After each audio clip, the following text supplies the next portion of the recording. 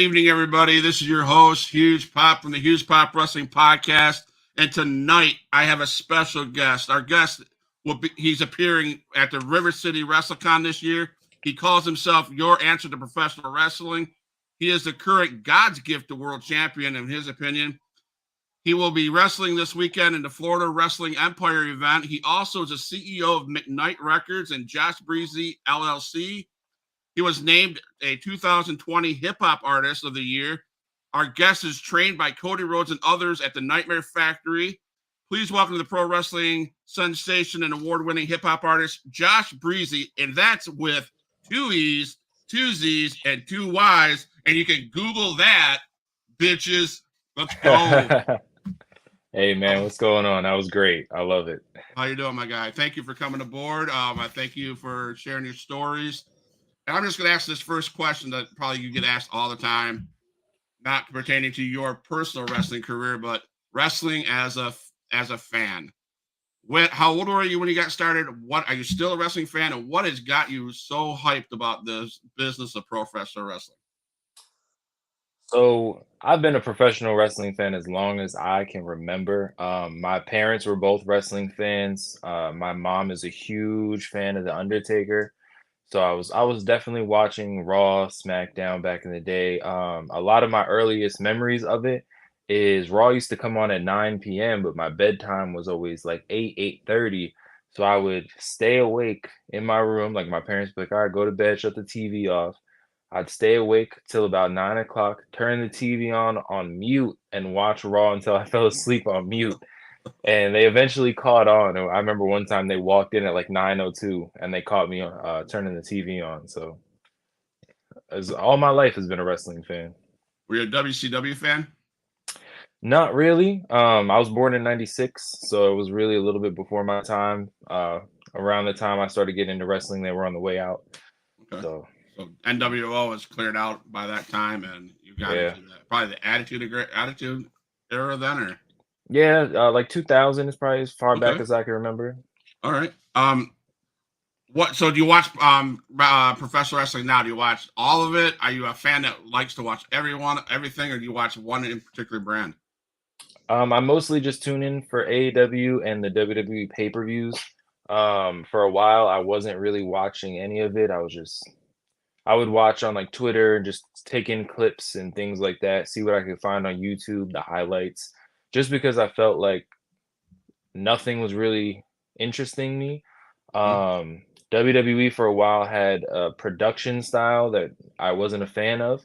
And with a lot of, you'll see it a lot on Twitter. People talk about it with the constant cuts, and there'll be like 30 jump cuts in like one little piece, and it really just headaches crazy.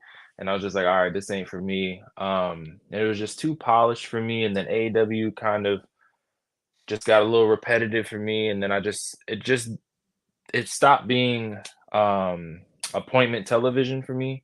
But lately, I've been trying to watch a lot more. WWE's been a lot better. AEW's been a lot better. I don't tune in for Impact. I do keep up with Impact or TNA now. They're back to TNA. I keep up with TNA because I'm a big fan of Brian Myers and everything that they got going on over there. Hopefully, one day I get to work there. My boy AJ Francis showing up to the TNA. Okay. So yeah, I try to at least keep up with everything. I don't always get to sit down and watch it and enjoy it. And Okay. that's mostly because my wife will tell you this. If we sit down and watch it, I'm like dissecting the match as a wrestler. I can't just Yes. watch it as a fan anymore. Right. And I'm just like, oh, he messed that up. Oh, he did this. Oh, he did that. Oh, he threw a bad punch. Oh, he didn't sell this. Oh, he slapped his thigh there. And it's just like Yeah. I can't just watch it with those fan glasses anymore.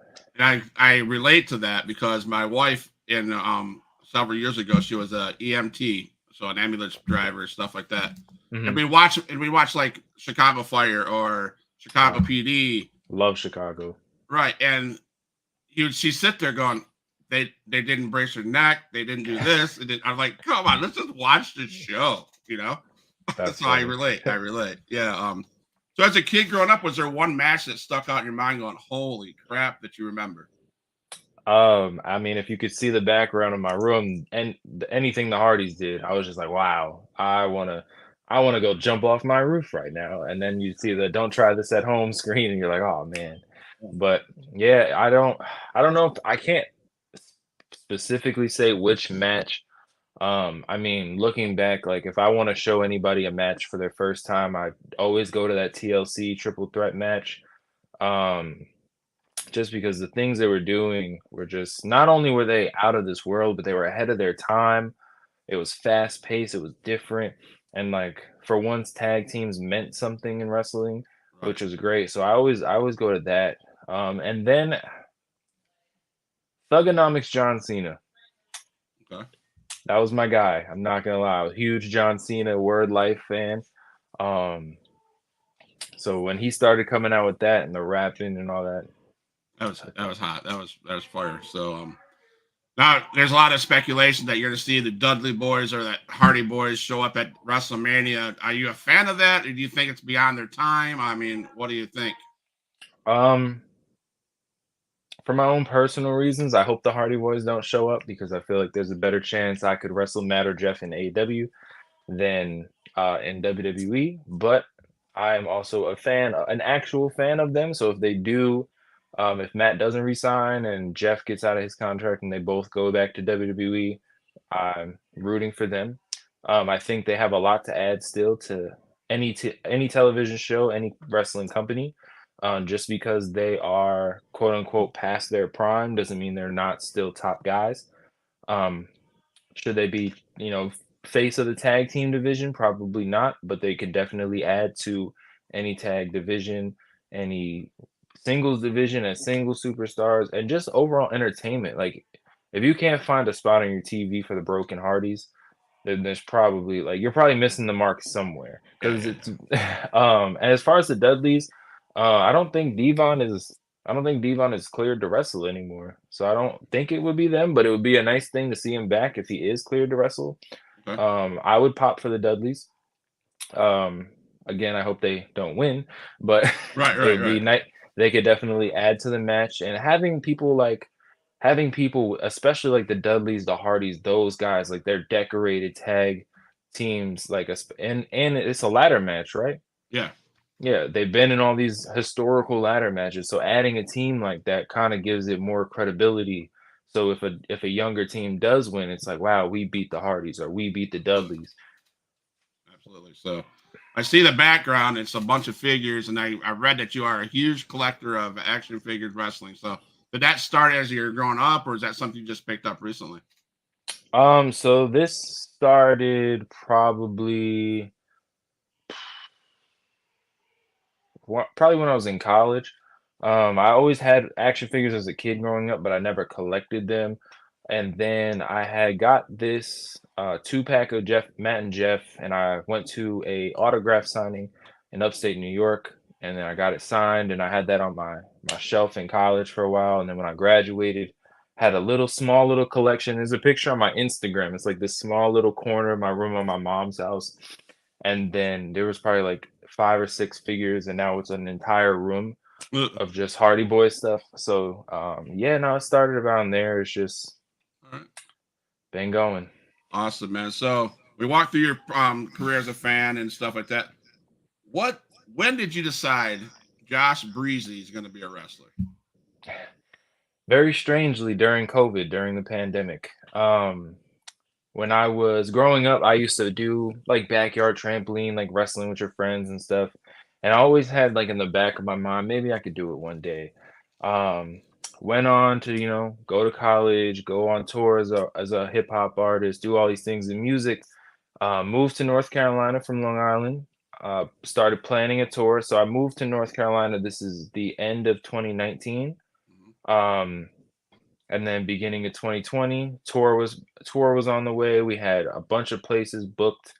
I think it was like 10 shows. We were already selling tickets, starting to move tickets, and then the whole world just shut down.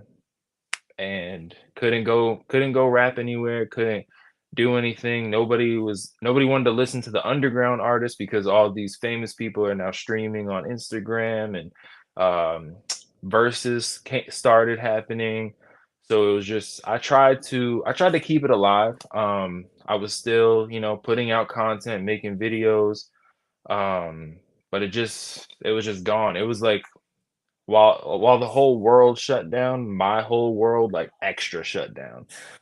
um, so I was sitting at home for a couple, probably like 2 or 3 months, midsummer, probably July, and I saw the Nightmare Factory accepting applications thing. I filled out my application, like, hey, at the very least, it'll be something for me to work out and be active.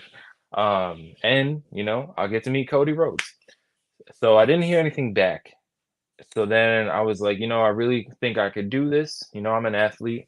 Let's do it. So I applied to Firestar Pro in North Carolina, and they were like, yeah, man, come down. This is our next day, blah, blah.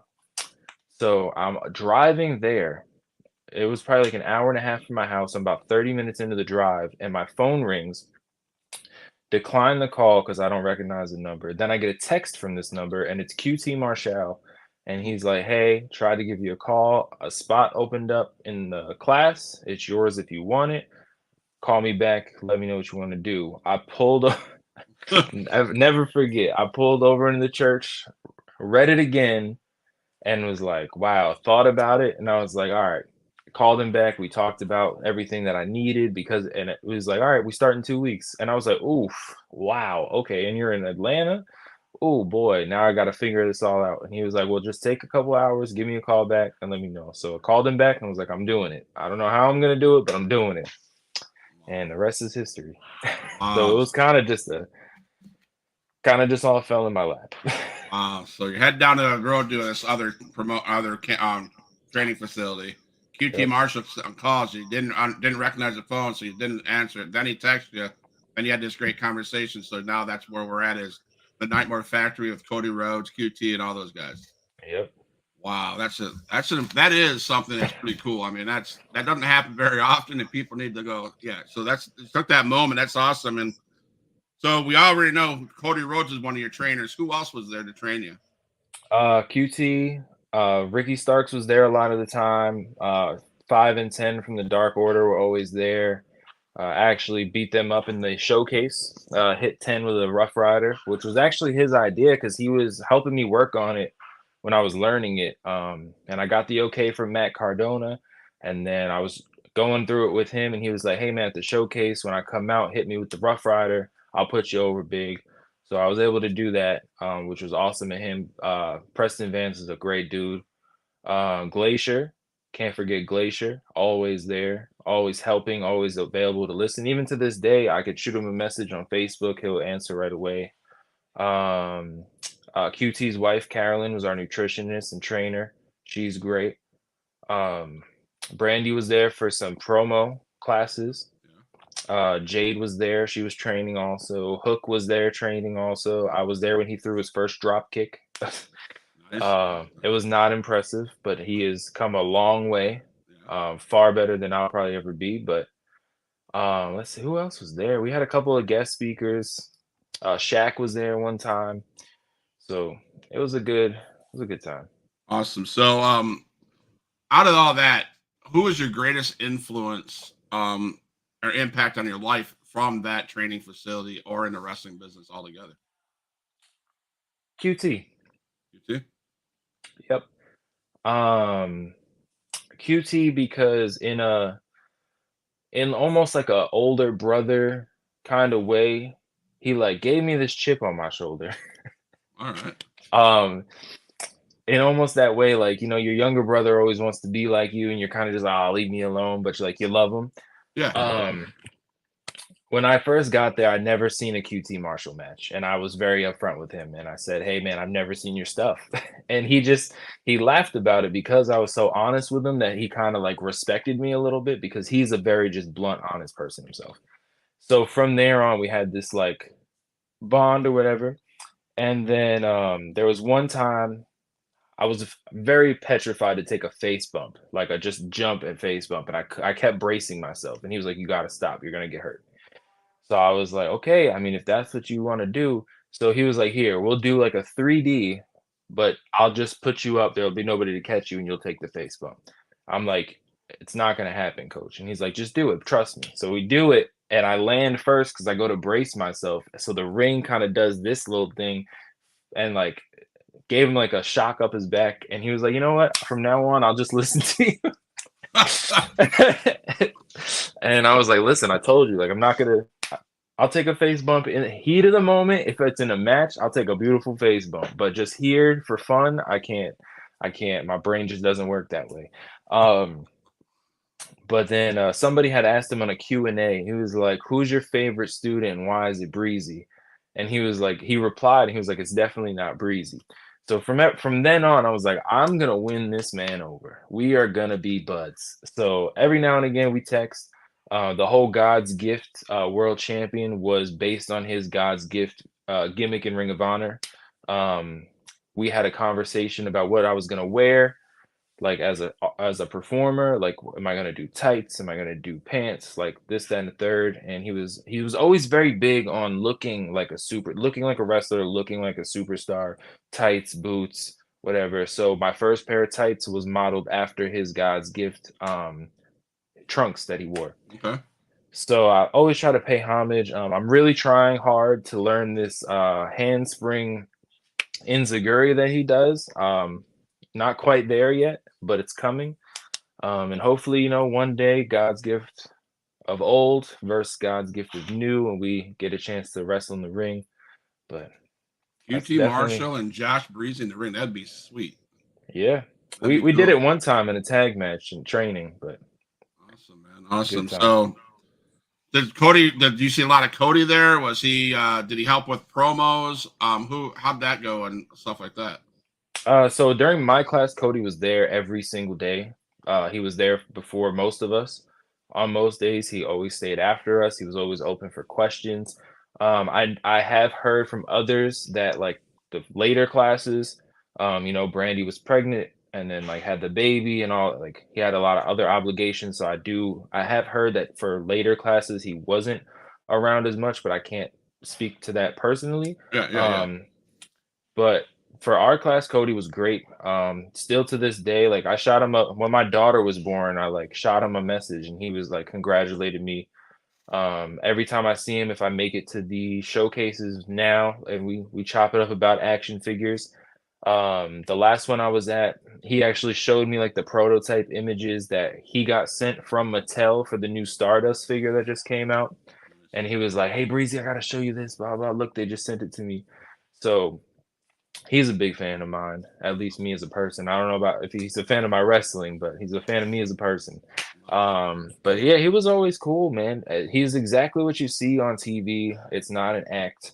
I know people are starting to find out that John Cena is not just the nicest person in the world. He does have his boundaries. I've seen a couple TikToks of him telling people to go F off. But Cody is literally the nicest human in the world. There was one day when the Dustin and Cody Blood and Guts figures came out. Mm-hmm. He walked up to me like before he was running a little late to practice. We were waiting on him. He walks up to me, hands me a fresh minty Dustin and Cody Rhodes Blood and Guts figure, and was like, "Here, man, got the box today from Jazzwares. Brought you one." Like what? Nice.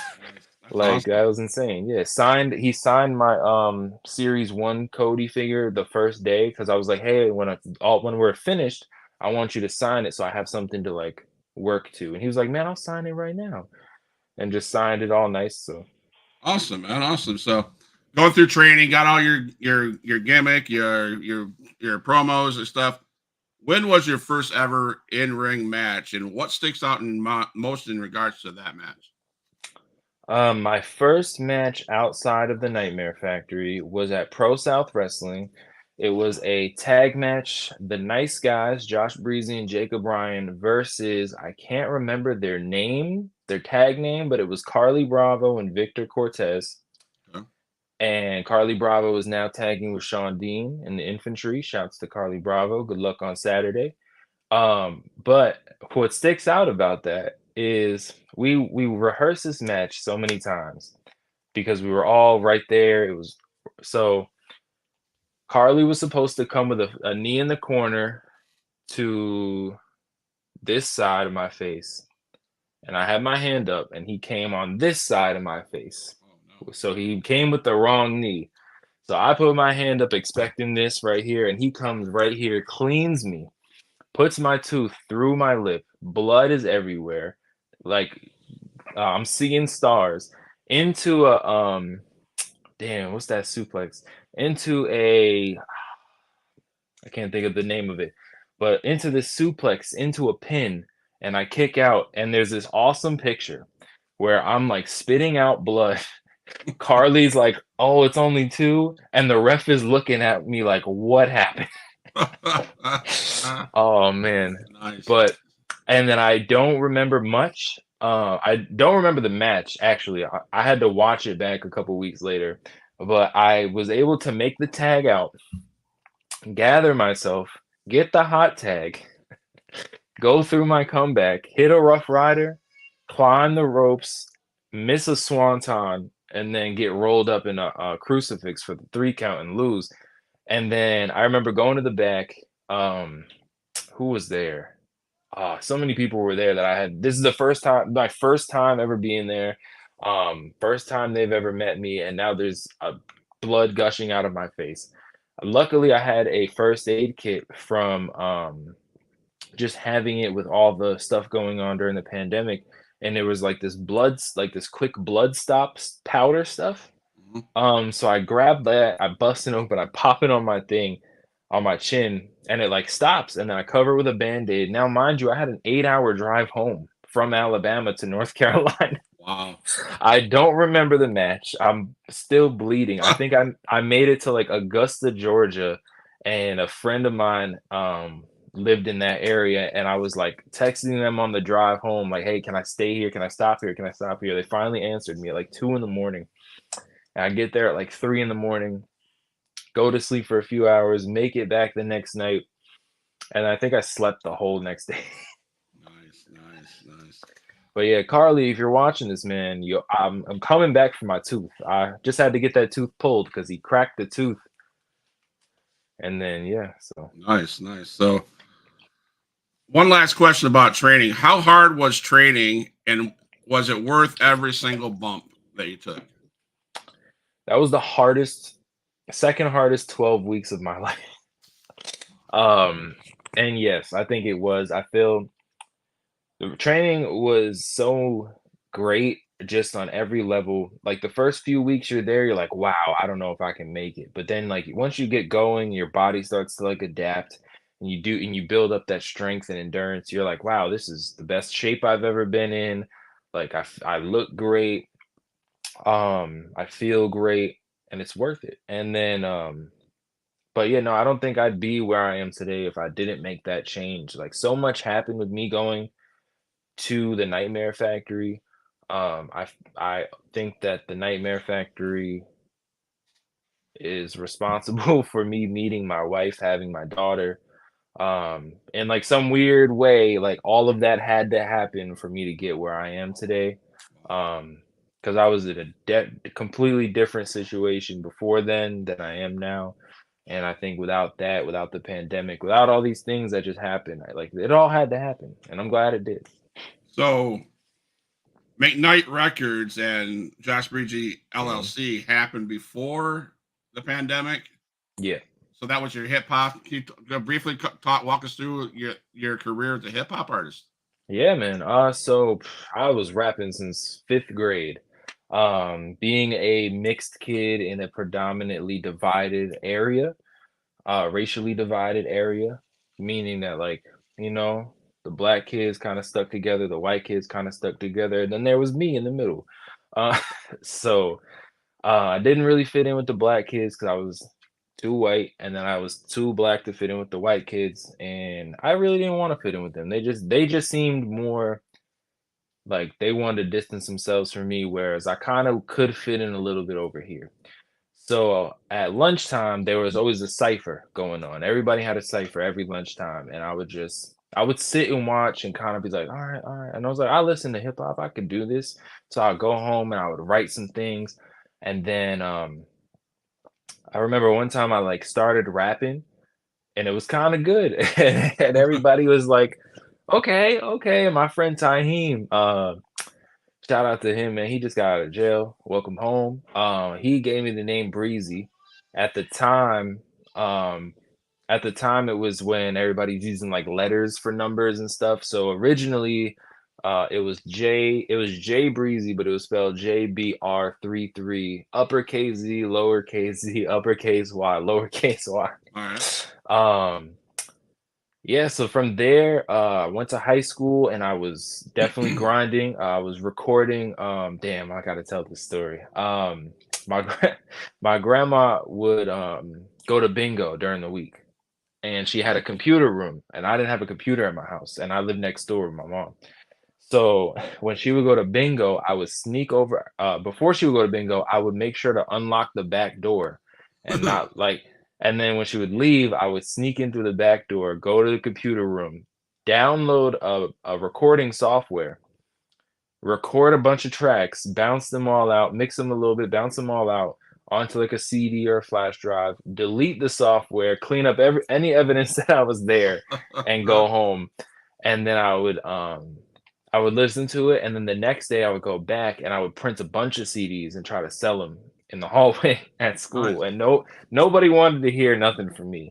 Um, but it's funny because every now and again I'll get people on Instagram be like, "Hey, I was cleaning out my closet and look what I found," and it'll be like some mixtape from 2012 or something.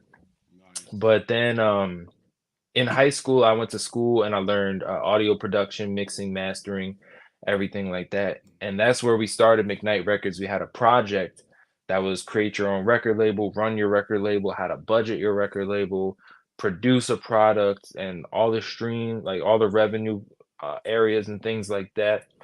So then from there, I kind of just ran with it, and I was like, "Yo, like let's just anything that me, Trey, or Charles, or Connor, Kyle, we put out is just gonna say McKnight Records. We're gonna make it an actual thing outside of this project." So I ran with that, and unfortunately, I'm the only one that kept doing music full time, so it was just a lot of me. Um, and then in college, I kept it going. Got my LLC for Josh Breezzyy LLC. I was so with that, it was a conversation with myself of do I do McKnight Records LLC or do I do Josh Breezzyy LLC? Because if I do Josh Breezzyy LLC, it covers everything. If I do McKnight Records, it's just that. So I went with Josh Breezzyy LLC. With the one of the DBAs is McKnight Records. And then I would put out everything under that. And then, fun fact about me, all my albums that came out list my child as a executive producer. Okay. So, I mean, nowadays I don't get a lot of streams anymore because I'm not active in music. I'm not sharing it. I still do decent every month, but goes to her when I die, so that's good. Uh, Absolutely. but so Awesome. in college is when I started to do a lot of live shows. I met Sakori Notes. So we went to me and him linked up. We did Something About You, a song together that did 100. It's like I think it's like 200,000 streams or something like that. That was probably that was like a big blow up song. It like went crazy on campus and blew up. And then we were like singing in train stations and doing all these shows, performing everywhere. But then he left the school and then we kind of like distanced a little bit. So I was doing my own thing. He was doing his own thing. I graduated and then I had a studio in my mom's house and I put out Third Dimension, which went nuts. Third Dimension blew up. It had Denon Porter from D12 on there. Okay. Um, All I Ever Wanted was a fire single that was on there. DOA. And then me and my mom had a falling out. I moved to North Carolina. Um, Wait, so no, I started in my timeline is messed up. See, it's the COVID thing. So earlier I said in 2020 when the world shut down. The world shut down in 2021. I'm sorry about that. So because 2020 is Third Dimension, so I put that out, and then we did the East Coast Takeover tour, and that was Buffalo, New York City, Jersey, and Pennsylvania. And we sold out all four shows. It was just me and Saint Dropper. We drove in my in my Chevy Malibu from Long Island, picked him up in Jersey. We went to Buffalo, performed, drove to Pennsylvania, performed, drove to the city, performed, and then back to Jersey, performed. That was a great show. You could watch that live, the highlights of that tour on my YouTube channel. And then everything was just rocking and rolling for the rest of the summer. We were doing music videos, we were doing this, we were doing that. And then that's when the world shut down. I was recording. We were planning another tour for that, and then that's when the world shut down. Awesome, So, man. So you're pretty seasoned in music and wrestling, so you got a lot of options ahead of you going forward. I'm pretty sure of that.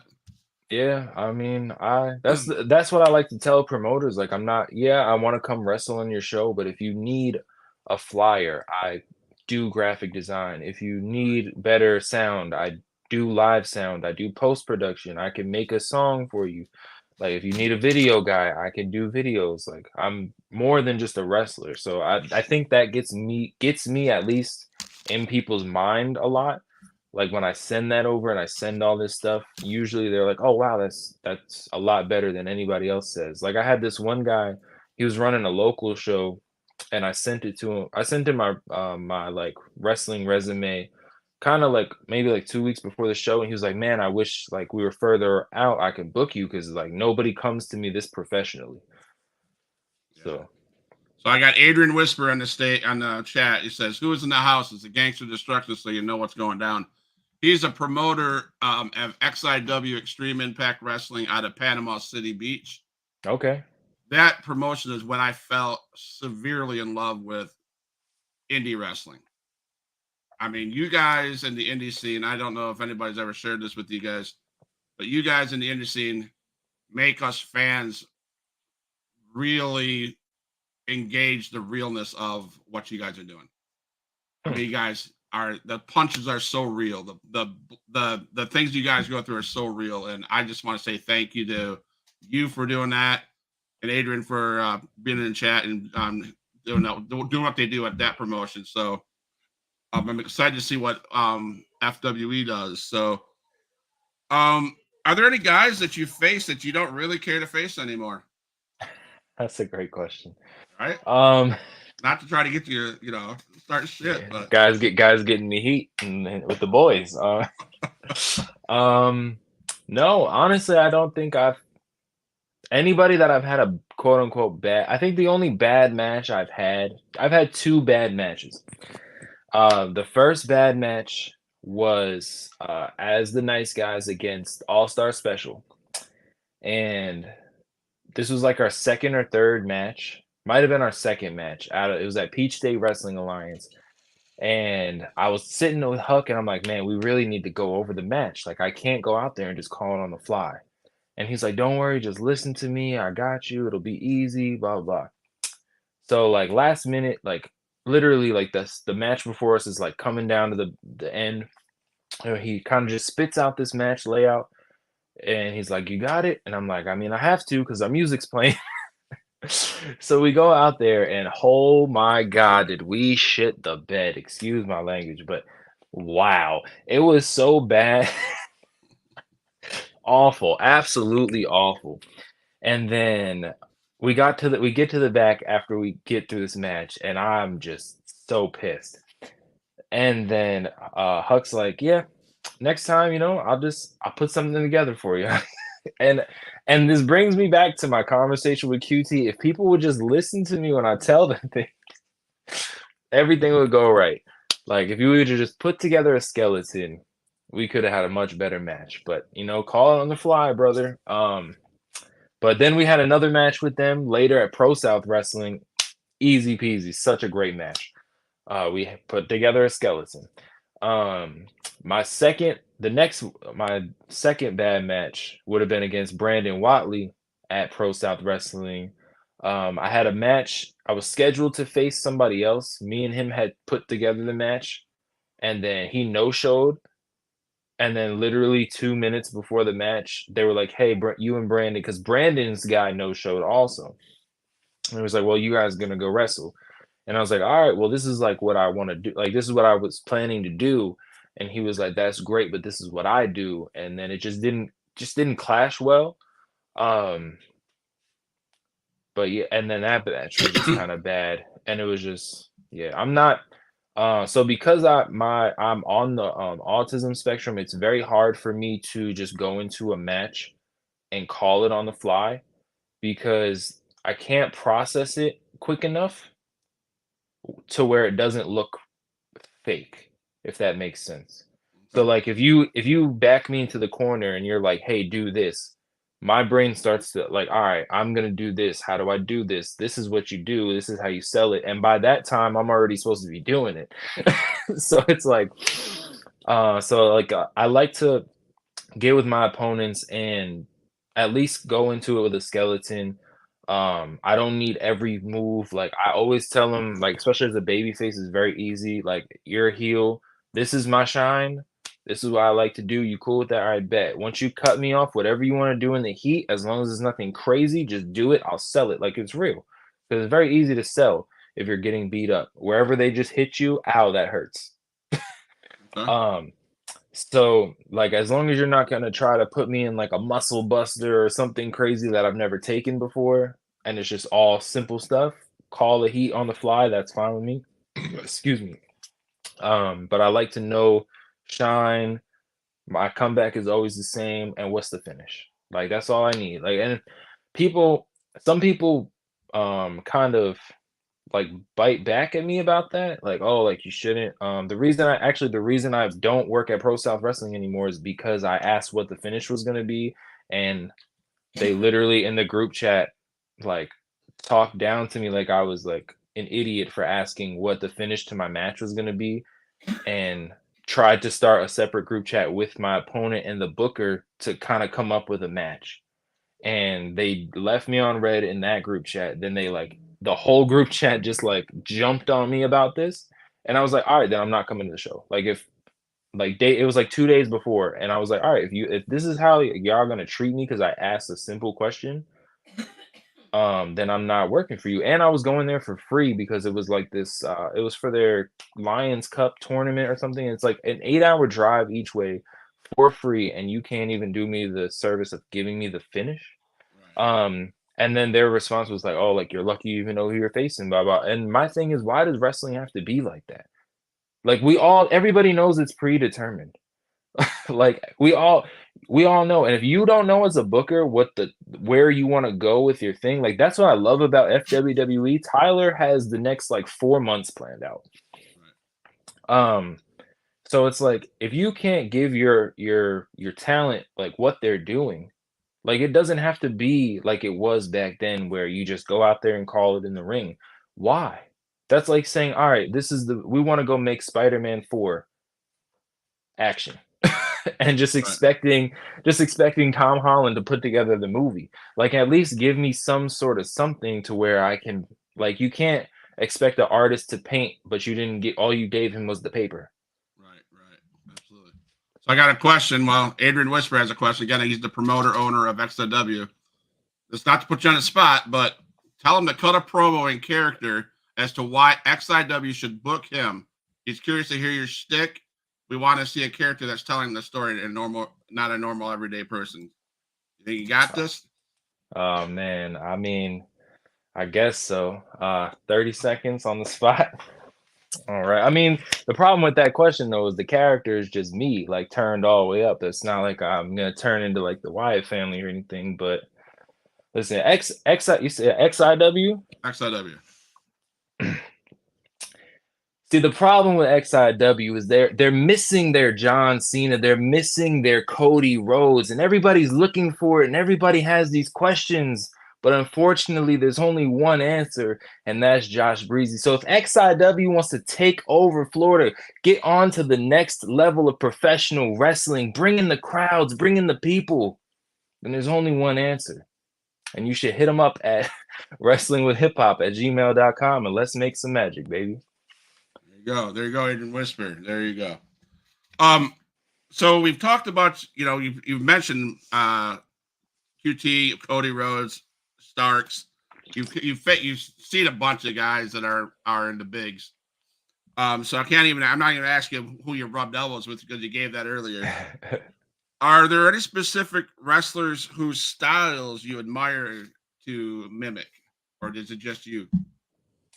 Um, I kind of just draw moves from my favorite wrestlers. So like I do my finish is the Swanton. I do the Rough Rider in my comeback. I do a lot of Dustin Rhodes moves. I've been trying to take pieces that from Dustin's arsenal, and I'm really trying to. I actually, what I've been doing actually is watching a lot of my peers. So like Rosario Grillo, one of the stand-ins for the Young Bucks.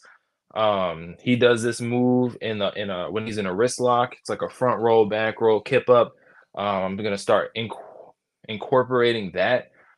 Carly does the like stop fake punch thing in the corner. I want to start using that. I just started doing the power slam out of the corner. Do the front face slam that Dustin does. Um, Trying to do like I said earlier, I'm trying to learn the handspring enziguri that QT does. Might try to do a Cody cutter, bust that out one time for the one time. The problem is there's only so many like wrestling moves that you can do. So it's like, what do I really use without copying somebody? A big thing that everybody said about me coming out of the showcase was I forget, there's one fan that was like, he looks like a jacked Joey Janela cosplaying Jeff Hardy. And I was like, wow, I mean, thanks for calling me jacked, but and then I was like, that's crazy. And then like everybody's like, oh, like they just see me and they're like they see me with the half face paint. I do a swanton, so immediately I'm just Jeff Hardy. Same thing with my music. Like I would rap a lot of syllables. I wouldn't make like club songs or like I get money songs because I didn't get money at the time. So why would I rap about that? I was more focused on the art of the music and like rhyming all these different syllables and rhyming all these words and this fat double time flows and things like that. So people were like, "Oh, you're Eminem." And it's just like, all right, I'm not, but okay. So I for a long time I had to fight that stigma of being compared to Eminem, um, and kind of get away with that, which I think is why my Third Dimension album was so successful, is because it was taking that same love of the art form of the rhyming these words, but making it pop music-esque. So in wrestling, like, yes, I know Jeff Hardy's entire arsenal. Unfortunately, his arsenal is not that large when it comes to wrestling moves.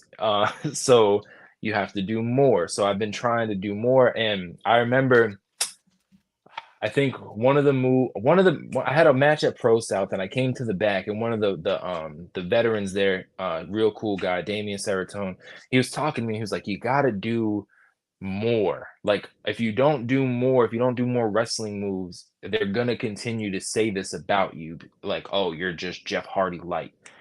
And like that stuck with me, and I was like, damn, I thought I was doing more. Like Jeff don't do this, Jeff don't do that. But the main parts of the match, when I looked back, I was like, wow, that is just like, oh, Jeff Hardy there. Oh, swanton to the outside through a table. That's Jeff Hardy. I'm like, okay, I get you. So the very next match, we lock up, put him in a headlock, and I do this beautiful headlock takeover.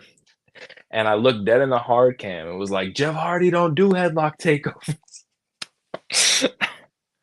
And then so then we do, so I've been trying to just do more actual wrestling moves, and just take from everywhere and just kind of get away from that stigma. And I think I have, but I still have like that aura. Like if you're on my TikTok, I just had the craziest merch line I've ever had in my life. I had a match at Aware Wrestling in South Georgia, and it was me versus Gaby Baby, and Gaby Baby pulled the tights, exposed my whole butt cheek for the win, cheated to win. Fans were not happy. They were definitely Josh Breezzyy fans by the end of that match, and we go straight to intermission. Now I cut a promo, set up for the next match, went to the back, taped up, and then came out to my merch table. By the time I didn't even make it to my merch table, and people were already at the line. And I was like, wow, this is my first time there. So I'm like, oh wow, okay. So I get there, and all of a sudden now there's like every kid, every parent is like at my table, and the intermission was 15 minutes. They actually had to move it to 19 minutes so I could finish the whole line. That's on my TikTok. It's in like a time lapse form, and I literally was like so overwhelmed, but like so like wow, like so many pictures, all these kids. Oh my god, can I hold your belt? Can I take a picture, bro? And then like you're so cool, blah, blah. And then I get to the back and I call my wife and I'm like, I don't even know like what to say right now. Like this is the craziest thing, and it's just like so I do like that's why I say like I just did a podcast 2 days ago, and he was like, "Man, you're really like the dark horse of the Nightmare Factory. Like, no, like nobody like is talking about you, but they should be." Yeah. And he was like, "I spent 5 minutes on your Twitter," and I was like, "Wow, like yeah, no, I'm not out here having Bret Hart Matt classics." But he was like, "Yo, if you just look on your TikTok, the first like 5 things is like you jumping off this entranceway through a table and the whole building erupting with a holy shit chant." And then like the next one is like you doing your face paint with all these views and stuff. And then it's like you with the merch table and all these fans. And then it's like everywhere you go, it just seems like you become the fan favorite. And I don't think there's been a promotion that I've stepped in. Like I have fans still today will message me, when are you coming back to Pro South? And I really want to break the fourth wall and be like, maybe when they apologize, I'll think about it. But I'm like, I'm not, but come to this show if you can.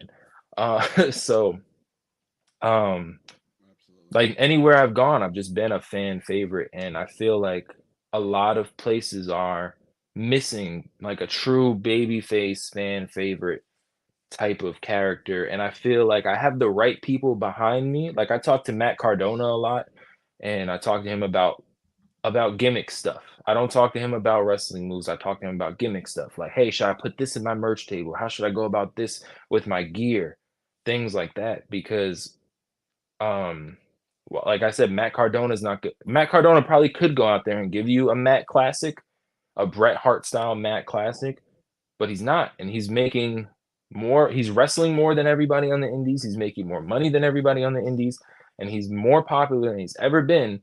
And his match is literally 5 moves of doom, a missed title shot, and then the go home. But so it's like you don't have to be, not that it's not good to be profound in actual wrestling, but fans, what Cody always said was wrestling is about moments. Yep. People don't remember Brett versus Owen and all. Well, not Brett versus. They remember Brett versus Owen because of the story behind it, but they don't. They're not going to remember some Joe Schmo and Bret Hart wrestling a 15-minute like collegiate wrestling style match. Right. But they're gonna remember like the screw job. It's a moment.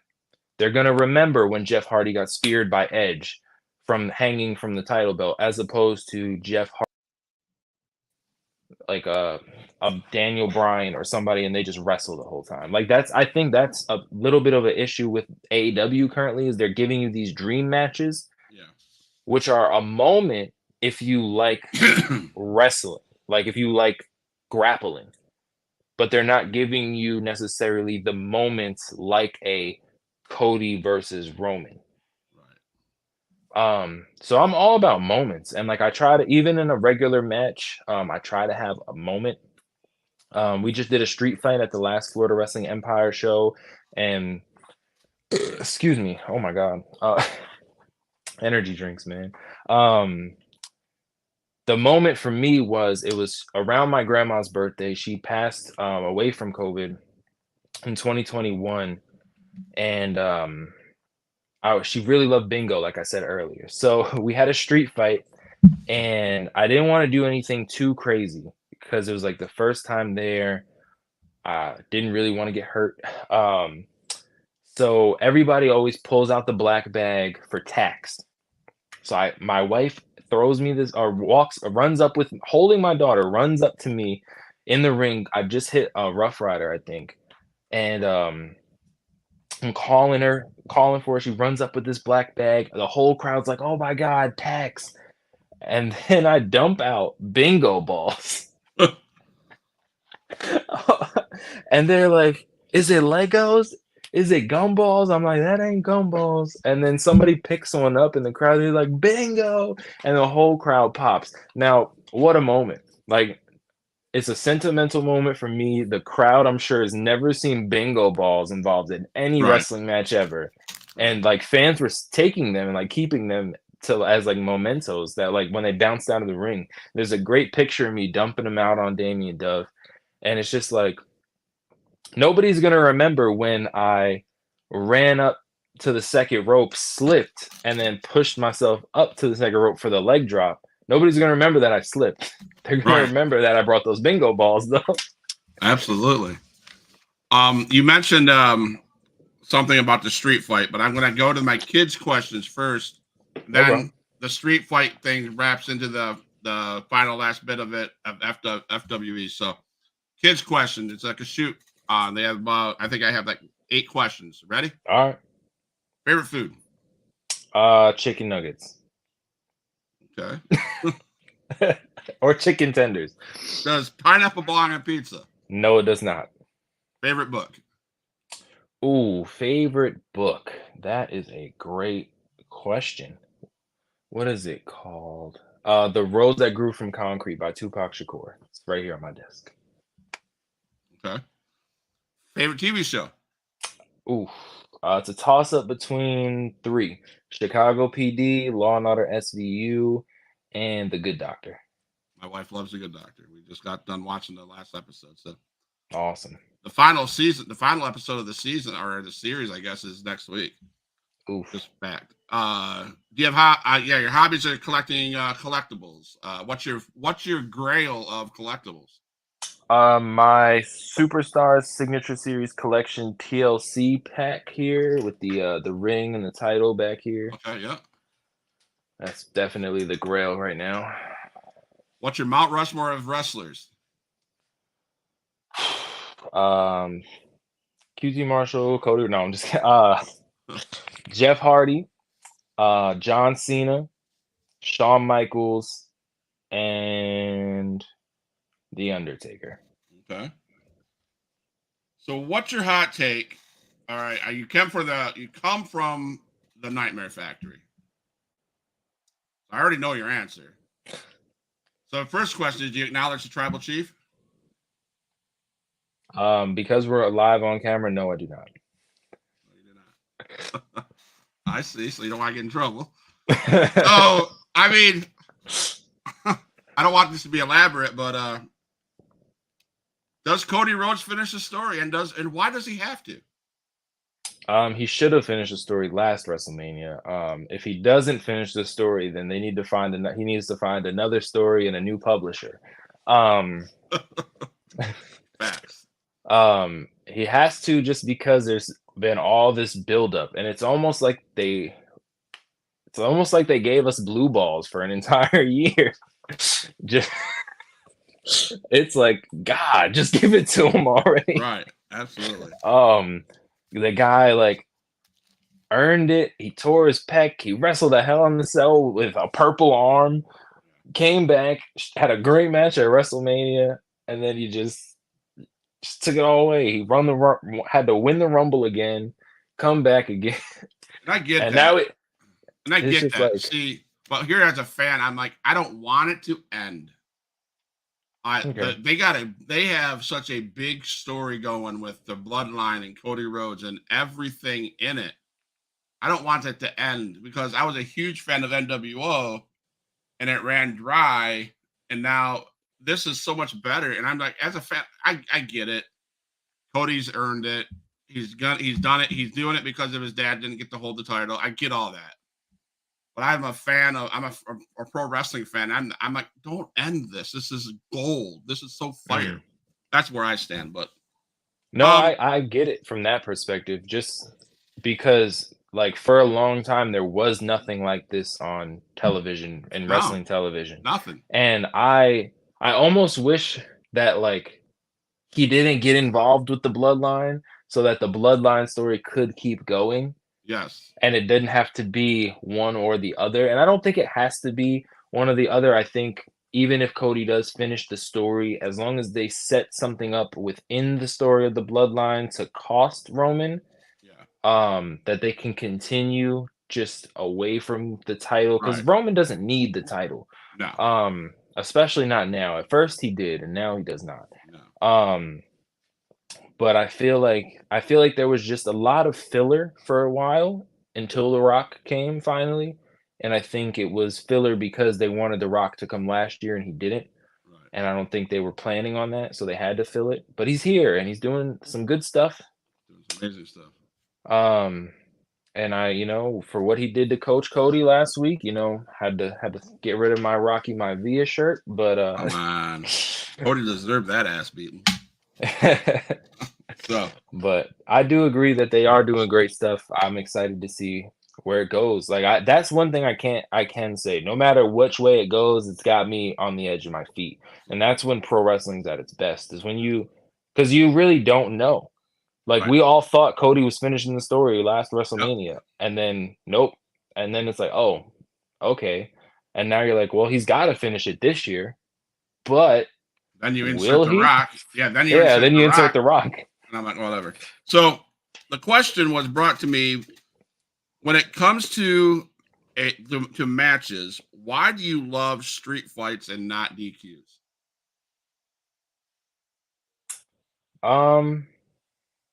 Like, why do I prefer street fights to regular DQ, matches? Instead of disqualification matches. Tyler sent me that one. Mr. Nimmons sent me that one. Okay. So I just feel like there are, like, I like open canvases. Not that there's not an open canvas with a regular wrestling match. It's just it goes back to moments. Like I said, you can create a moment in a regular wrestling match if there's like enough story, but I just feel like the fans are there for pro wrestling that they see on TV. So I feel like there should always be some sort of stipulation match on any card.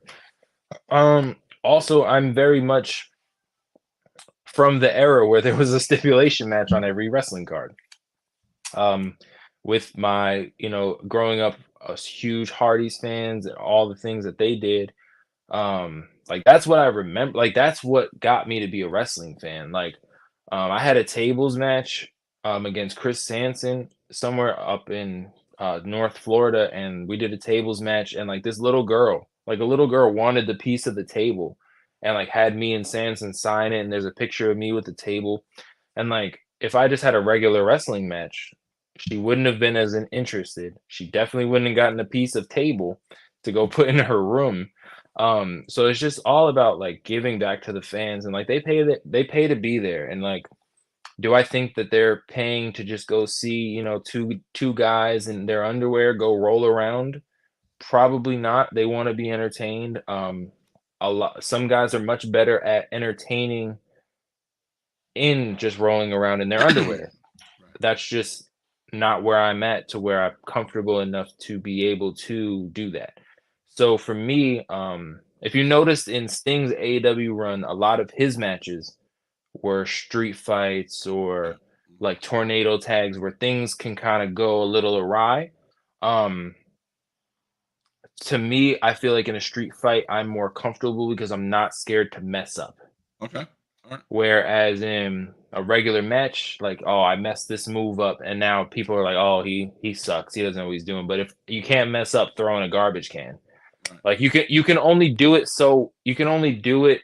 good or so well that they're like, wow, he really nailed him with that. Like Right. when I threw the garbage can from the ground over the rope and hit Damien Dove in the head, like I was like, you couldn't have thrown a garbage can any better, Right. than that. Absolutely.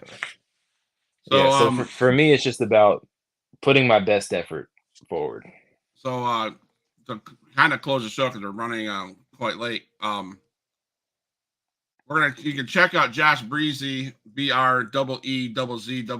Google that at the River City WrestleCon on June 8th, 9th, 2024. He'll have his run their table there. But let's talk about tomorrow night. Florida Wrestling Empire has a match, has a event. It's called the Fair Frenzy, and your opponent is going to be Zacharias, and it's for the South Atlantic Championship match. It's for that title. And I loved your promo that you cut. And here, let's listen to it real quick.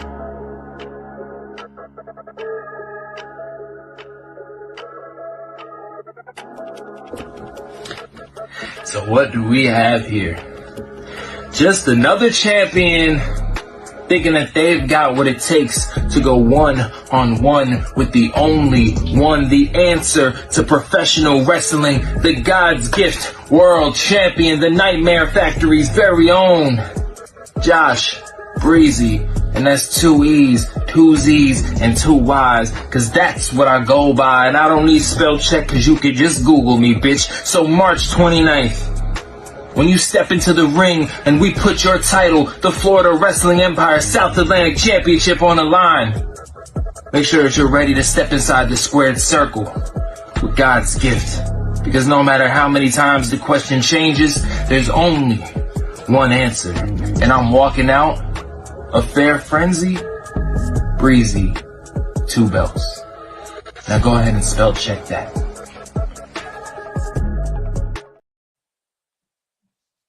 Josh Breezzyy, 2 belts, right? Breezzyy, 2 belts. So what do you got to say, man, to Zacharias? Is there any closing remarks you want to say, about the FWE event that's coming up tomorrow as a whole? And call out your opponent, man. Yeah, man. The event tomorrow is gonna be great. There's a lot of great matches on the card, a lot of talented athletes on the card. Definitely, if you're in the area, you definitely want to check that out. A great brand new venue for FWE. And it's gonna be at a fair. Like, who doesn't want to go get your nachos, get your what's the thing? Funnel cake, fried Oreos, and come and watch wrestling. Like, unfortunately, there's gonna be no garbage cans being thrown, Tyler. But there's gonna be a lot of great matches on the card, and yeah, you know, you get to take a picture with me after I beat Zacharias, and I walk out Breezzyy 2 belts. I mean, there's, at the end of the day, there's really nobody that wants this more than me. Like I said earlier, like people always overlook Josh Breezzyy when it comes to the greats out of the Nightmare Factory. It's the Carly Bravos, the Jades, the Julia Harts, the Rosario Grillos, Dean Alexander. Hey, like, I hear it all the time, and unfortunately my name is never mentioned. So unfortunately for you, Zacharias, I have a giant chip on my shoulder, and I'm not talking wavy or Lay's, like big ass SpongeBob sized chip on my shoulder. And I need this way more than you do. I need this way more than anybody else does. I need to prove to not only everybody that's always doubted me, not only my coaches that never seem to hit me up when the time is right, but myself, that I deserve this, and I can make my daughter proud, and she'll be there in the crowd, and she'll see me pin you 1, 2, 3 square right down the middle, and that's it, man. So I mean, it's not too late to just lay the title down and walk away, bro. That would be my suggestion, but hey, that would be a little, I mean, I feel like I'm a little biased. Florida Wrestling Empire, Josh Breezzyy against Zacharias, whatever you want, however you want to say his name. Right? He's telling he sent an email about me getting spell check. Hey, buddy, I gotta ask Siri how to say that. Right, absolutely. So I appreciate your time that you gave us, Mr. Breezzyy. By the end of tomorrow night, we'll have you as Breezzyy 2 belts, I'm sure. So once you do that, send me a picture so Huge Pop can post it on his page that you are Breezzyy 2 belts. Oh yeah. I look forward to seeing that belt at the River City WrestleCon. Because you'll be bringing that with you, I'm sure. I got to get a new pop-up banner. The 2 belts. Need to. There you go. But no, man, thank you for everything. Thank you for coming on. I'm sorry we ran long. I hope that didn't interfere with your time away from your family. No. I appreciate Tyler Nimmons as far as FWE goes, setting up some interviews. I'm glad he made us connected. I call you my friend. I'm going to play some exit song, and don't go anywhere. I want to chit chat real quick in the guest room. Okay. Sounds good. This is Huge Pop Wrestling Podcast. I've had the opportunity to interview FWE, Florida Wrestling Empire, Josh Breezzyy, that's EEZZYY. Google him. He'll tell you. I love it. I want to use that so much. Google me, bitch. Google me, bitch. Anyway, I love it. Huge Pop Wrestling Podcast. It's been a fun night. Love you guys. I'm out. All my dogs, make some noise up in this house.